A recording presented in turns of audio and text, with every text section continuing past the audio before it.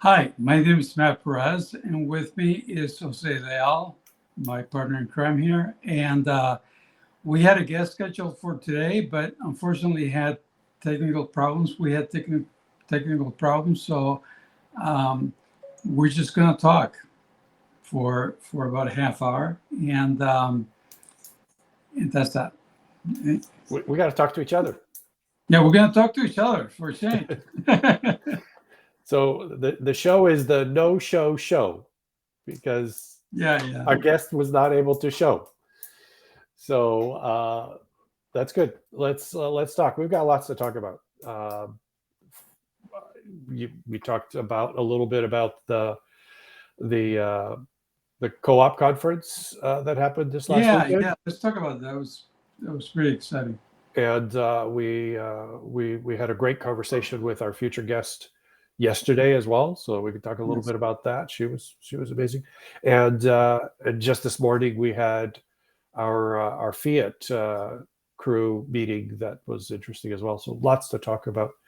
Um, so let's talk. Maybe start with the co-op.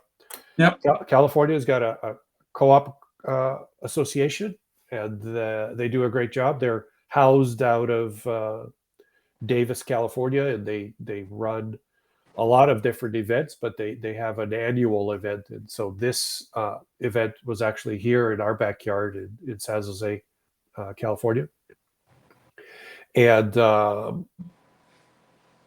their annual conference is um, brings in the co-op community, lawyers, accountants, practitioners, facilitators, you name it. Everybody kind of shows up. Still a small community when you think about it.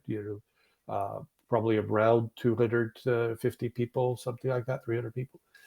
Um, but we had the privilege of presenting this year there, and that was a really cool experience. We had great feedback.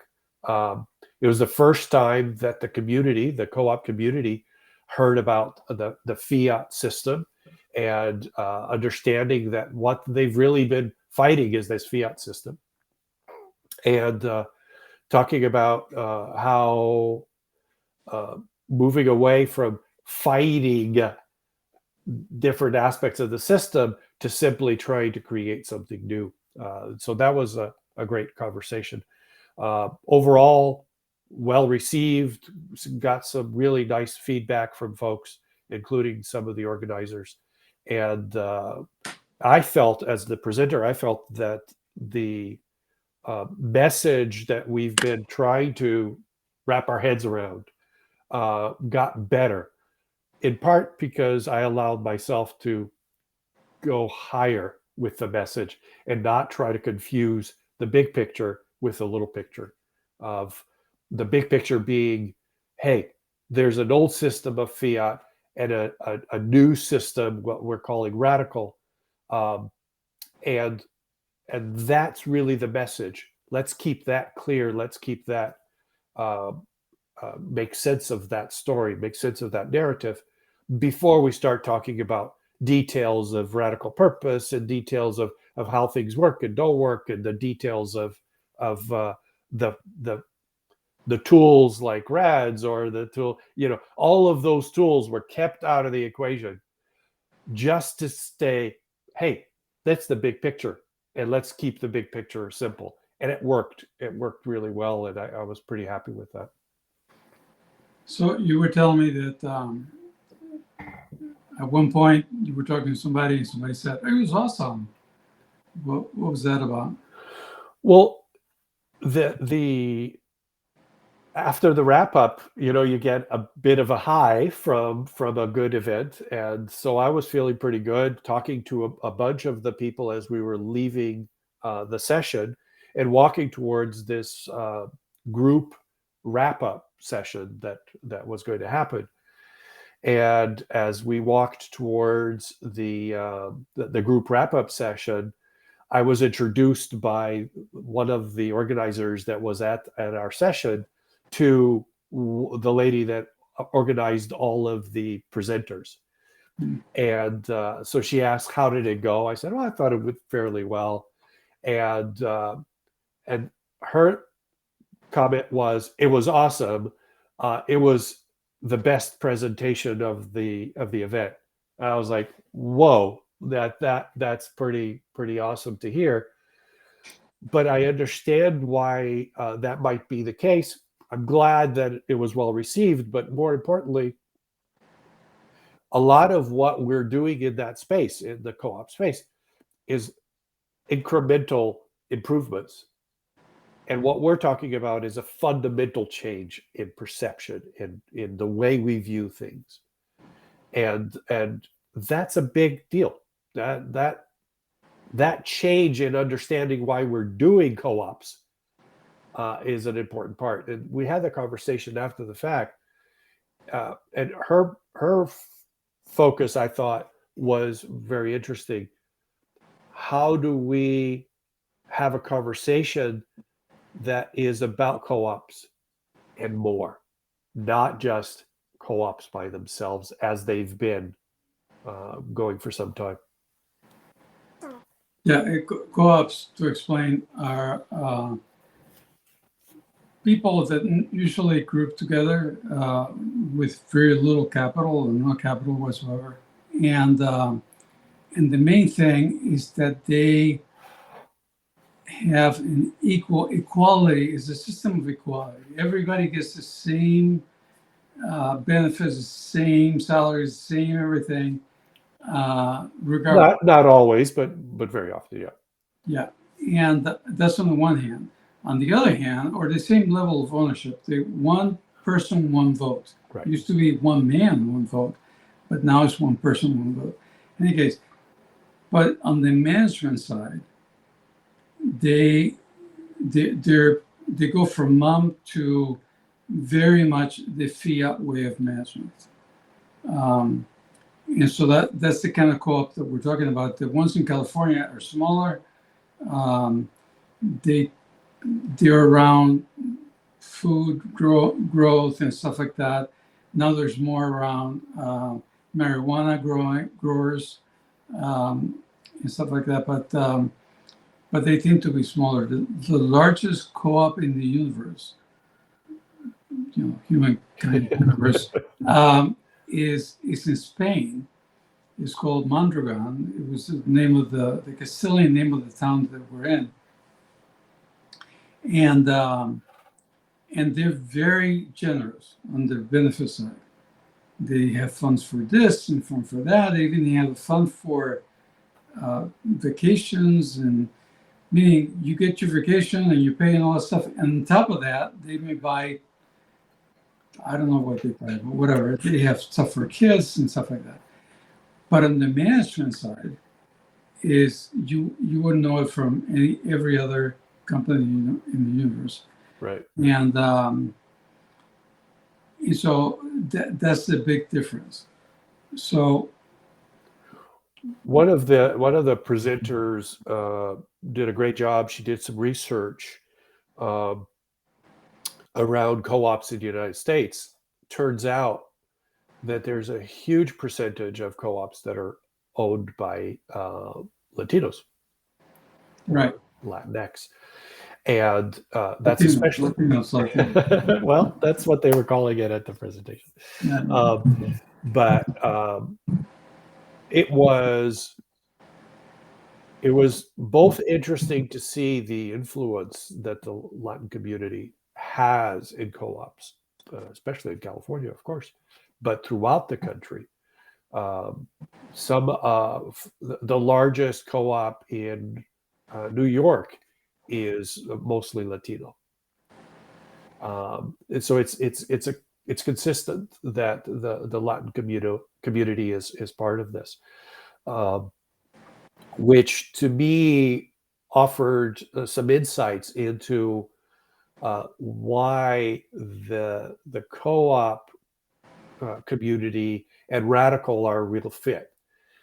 There is a potential for the co-op community to evolve towards a more radical view of things, where there is an opportunity for co-ops not to just be co-owned, but also co-managed, and to bring about, and some of them are doing it.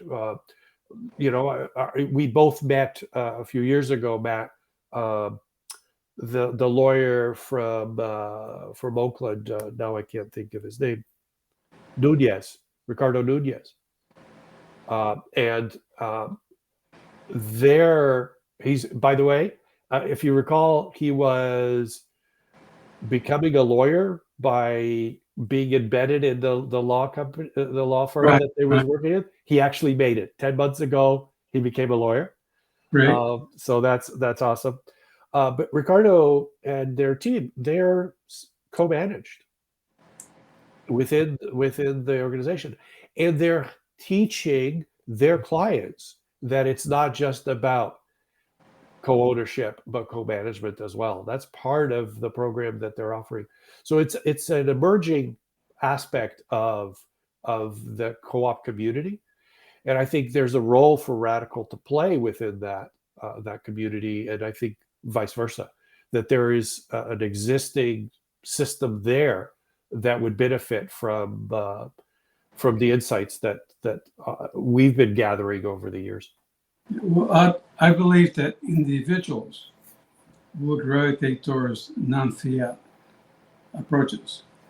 But as a business, as a community, there's a bunch of laws that have to do with co-ops.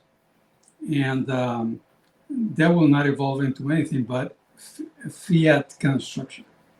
Well, it may be co-managed, but somebody's going to be the boss, and somebody's going to pay the taxes, and somebody's going to, so it's going to be patterned after the fiat way, because the first thing is to see fiat and to recognize it and go, oh, there it goes.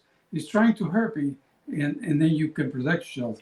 But a lot of people don't see fiat. Well, absolutely. That was part of the experience that I had.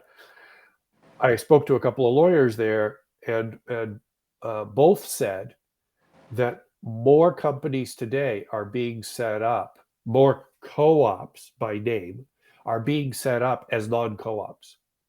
In other words, they're LLCs that are operating as a co-op. So their internal governance is co-op based, but their legal instrument is actually an LLC. Yeah, started in Colorado. And that gives you a lot more freedom as an organization to be able to do things without those explicit requirements of the traditional co-op structure that you're describing. I'm not arguing about individual people, individual companies, and stuff like that, but co-ops as we know them today, as they're set up and all that stuff today, will not evolve into anything. Younger people will gravitate towards kind of co-ops that are LC, but not quite. But there's more of a people evolving. Right. And I think we agree on that. I'm not suggesting that what will happen is that existing co-ops will morph into new kinds of co-ops. Some of those will, but we have the same conversation around existing corporations morphing into radical companies. That's likely not to happen either, right? No. So what we recognize is that it is the people that are going to do that, but that community of people that are interested in co-ops are much more open-minded about co-ownership, much more open-minded, and much more, I believe, much more readily able to see fiat than the people that are sitting in corporations. Yeah. No, yes, I do believe so. I wrote a post not that long ago that all it takes is to give up the one person, one vote, and you're even a lot closer. Exactly. And so, yes, I do believe that individuals, people, and eventually communities will look for something else that's non-fiat. Exactly. The problem is, or the obstacle that I see is that people don't see fiat. And so long as you don't see it, you make up stuff given the situation. You fix one aspect of it and something else comes and bites you. And your cousin says at a dinner party says, see, I told you that wouldn't work. And stuff like that. You have to have oh, so that is fiat in a box. Now I understand all that stuff. And this is not, so what do we do to create non-fiat? And that's the message that we're preaching out there. So, well, that's our job, right? That's the work that we're doing, and telling that narrative of what is fiat, and what is the root of human nature, and the root of something that is different. That's the story. And so, if we do what we're hoping to do, we change that narrative. We start to change that narrative, and people grasp that and use it for themselves, and use it in their own way, and use it in however it serves them. It's not about saying this is what you must preach and this is what you must do. It's not dogmatic. Yes. Exactly. But you have to do it my way. No. It's not. So there's fiat, and we've been calling radical to make a distinction, to make that distinction. But radical is not the system. It's the foundation and a set of tools, and what you do with that is your exactly. business. And that's why it's that approach that I think makes it viable and applies to the co-op community, because they could tweak it for themselves in the way that they see their world. But it goes back to the conversation we had with Jennifer, right? The conversation we had with Jennifer, and Jennifer is the person we're going to have as a guest in 3 weeks from now, or 2 weeks. 2 weeks. Yeah, in 2 weeks. And that conversation, which will be a really interesting interview as we have it, but the conversation is about how do we tell stories? How do we build narratives that helps us move forward, that helps our communities move forward? And that's the work we're doing. That's the radical thing. Isn't about necessarily building anything. It's about being able to tell that narrative in the way that people build things themselves. Right. And that's the key, that people build things themselves. So Jennifer is one that we're going to interview in the podcast. We talked to her yesterday at her request, and she's from the U.S., so she speaks pretty good English. And she's been, for 35 years, she lived in Spain, so she speaks very good Spanish. And we had really interesting, I mean, she touched me in a couple of ways, the main one being around narratives, and as a way to get people to do things. And it struck me that the things she described of having people work on a narrative together, people that never work together, they work for a company for 20 years and never worked together. And I know this from fact, and you probably know this as well, that in a corporation, as you gain power, your elbows get sharper. And this idea of working with somebody, with your peer, is like, what the fuck? It just doesn't make sense. And I know, because my boss told me that I was making the other person look good when I collaborated with this person. And I'm sure he was being told that he was making me look good. Luckily, we ignored it. But anyways, so there's very little collaboration that way. And what changes that is building a narrative about a strategy that came from the top, but you have to have some story together. And normally you hired McKinsey or some big name company, and you say, oh, they want you to do this and that and the other, and they this and they that, and we're going to pay you. So we pay, they want. And and that doesn't work. And so she gets them to work together, and they experience what it is to work in a team. Something that they did once upon a time, they liked it, but they haven't done it for a long time. And I'm speaking of my own experience. And but you do get a charge from it. You get this I don't know, testosterone or pheromones or something. You get some charge of neurotransmitters that make you feel good, and you want to do more of that. So, but she does it through narratives, and I thought that may be the trick. That may be, and not a trick like to trick people, but that might be the tool that we use to get people to try new things. So I was very piked by what she was doing. Yeah. No, it I think it's really what we have been trying to do. We just that we don't have a system that she does, and we don't have the experience that she does in doing it. Right. And so or the hair. Or the hair. Yeah. Or the hair.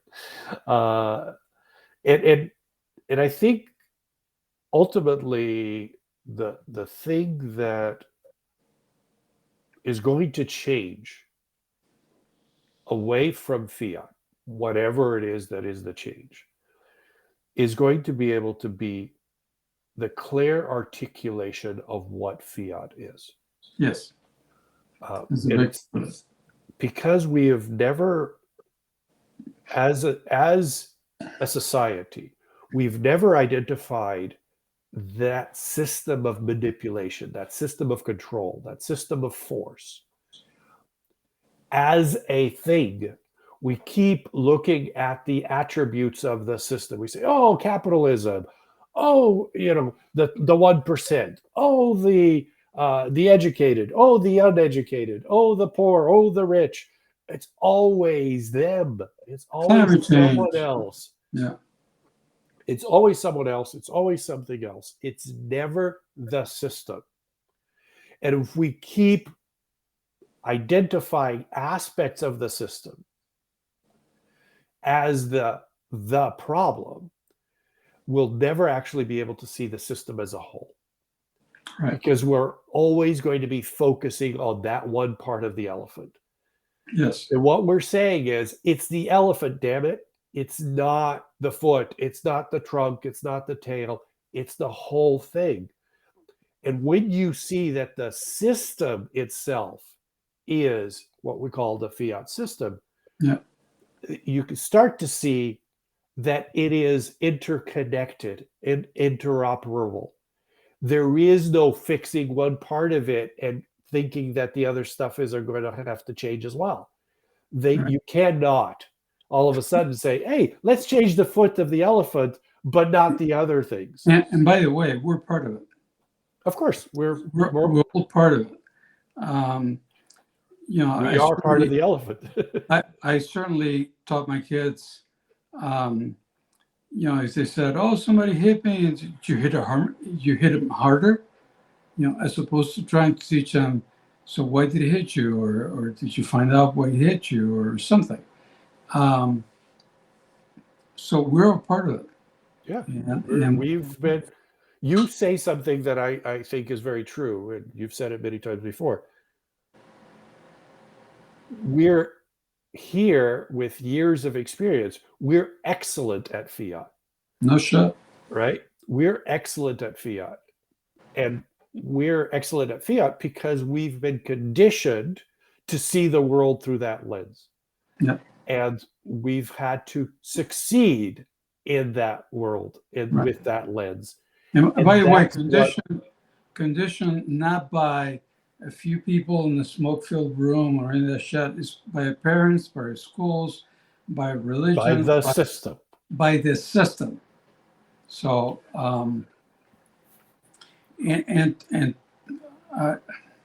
Marx, which is the has made a comeback and all this stuff, basically wanted to create another fiat system ruled by labor. And we know what happened to that. But he was going from this fiat system to that fiat system. So he didn't do anything other than describe. He did analysis, a great analysis, described things very well. But the solution, what is the solution, is not to fix this system, because there's no fixing this system, is to start building a different system. Right. And it will have its fault. It will have, bad people in it, all that stuff, but it'll be better. Absolutely. And the thing is that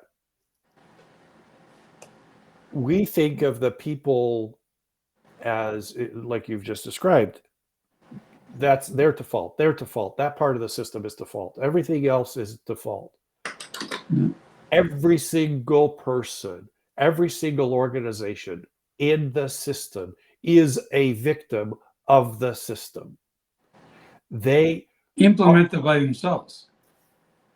We're all perpetrators, but that's what we've been taught. My mother said, hey, the way you're going to succeed is if you stand up and you fight back and you push back harder and you're right. And whenever I didn't, by the way, I was chastised by my family as, oh, you're just too nice. Yeah. You're never going to succeed if you're too nice. Yeah.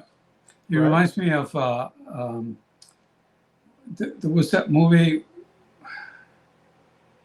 Blazing Guns, I think it was called, where the guy was a black guy in a toy sheriff outfit, and he takes out his gun and says, I'll shoot him. And he said the N-word.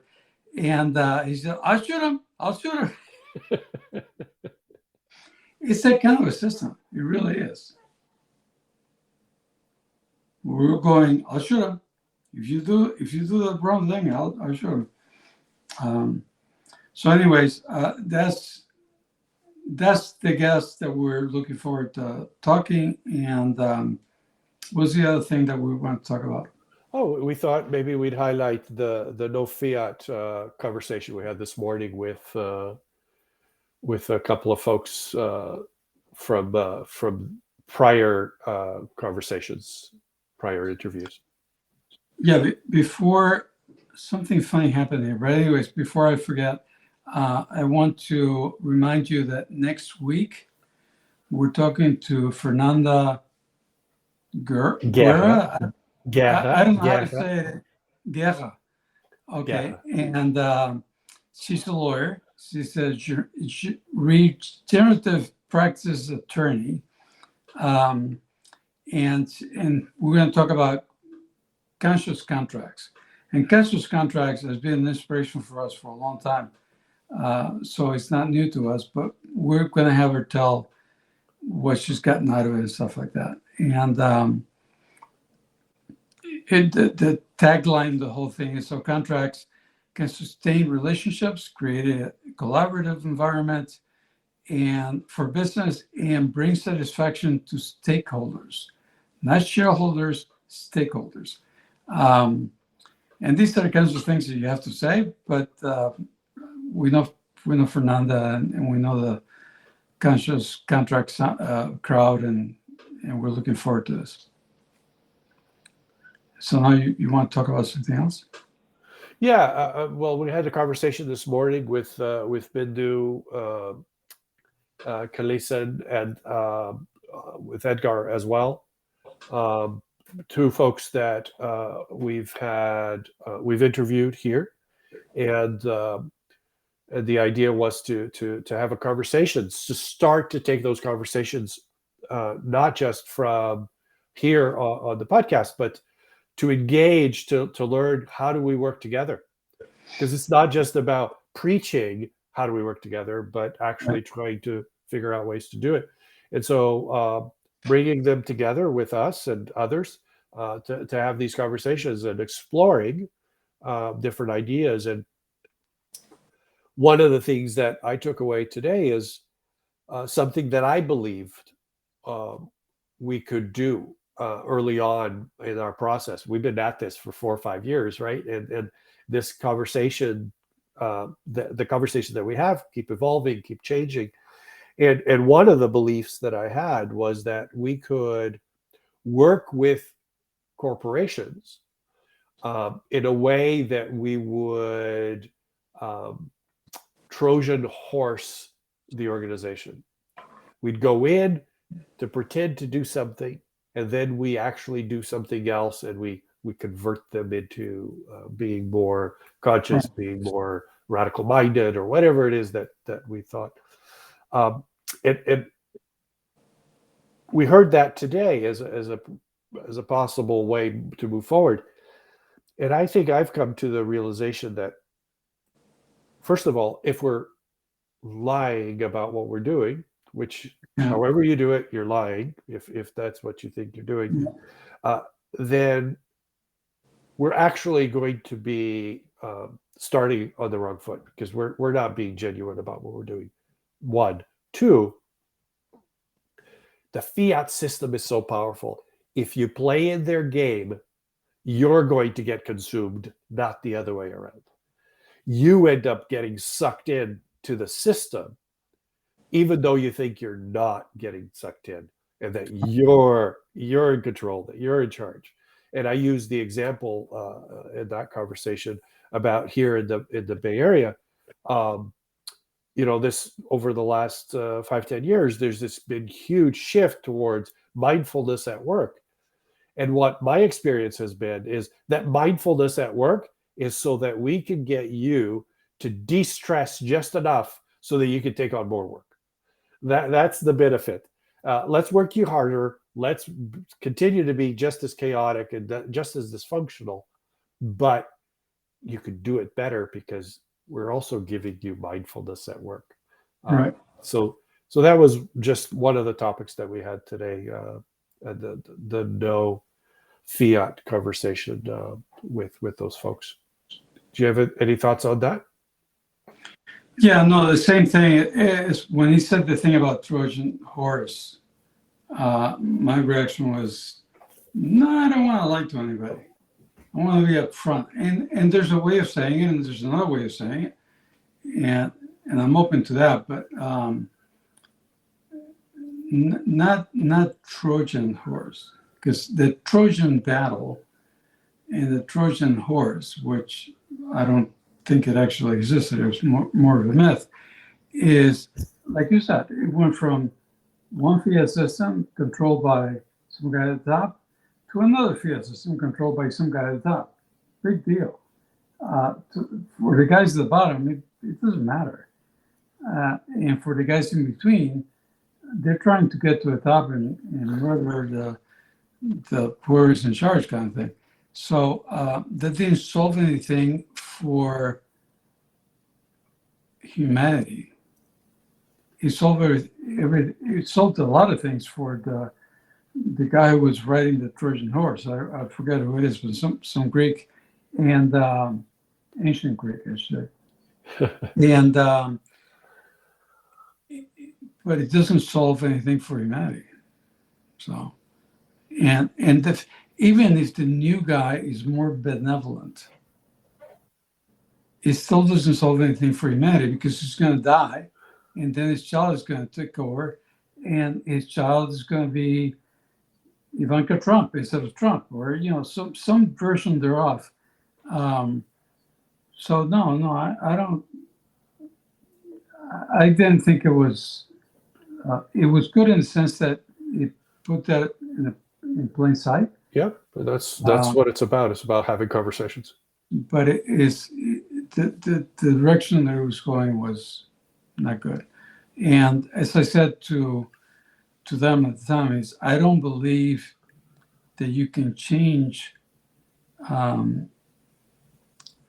corporations. By that I mean corporations that are making money and don't need funding and stuff like that, because their job is to make money and not defunding.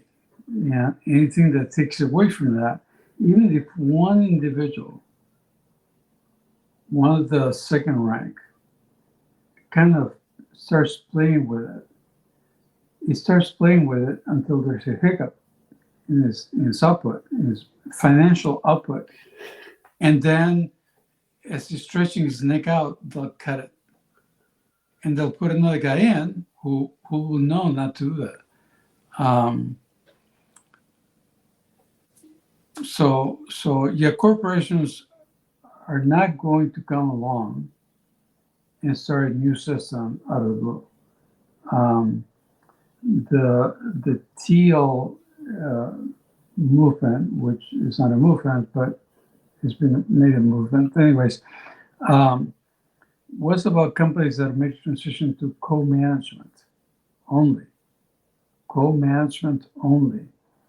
And because it left co-ownership out, it was as fragile as the boss. So when the boss died, his son took over and changed everything back. And that's what ownership is also very important. So it's seeing fiat enough to motivate you to holy shit, I got to try something else.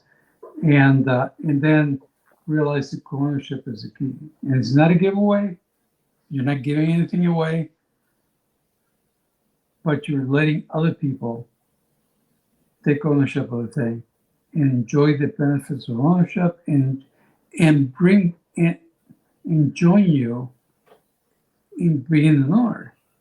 You know, I laugh when I hear we want to make people feel like owners. No, no, I feel like crap today. It doesn't mean that I'm crap. I just feel that my foot hurts, my head hurts, or my beard is whatever. But if you want me to feel like an owner, honestly, you make me an owner. Yeah. Well, to be, not to feel in this case, right? You want to be an owner and not to feel something that you aren't, right? Right. That's what I'm saying. If you want me to feel like an owner, you have to make me an owner. Exactly. And since we don't believe in the big benevolent boss kind of thing, then it's got to be a decentralized way Ground of doing up. it. Yeah. And the easiest way, I mean, the way that I know that this can become something big in 10 years' time is starting from the ground up. Yeah. Yeah, absolutely. Well, not bad for a no-show show. Yeah. We're done. 38 minutes. We'll wrap it up there. Okay. Sounds good. So again, join us next week for Fernanda Guerra. And in a couple of weeks, we've got Jennifer. And today's guest will be back with us in 3 weeks. And hopefully we'll have our technical issues corrected by then. Yeah, hopefully. Have a All great right. show. Bye.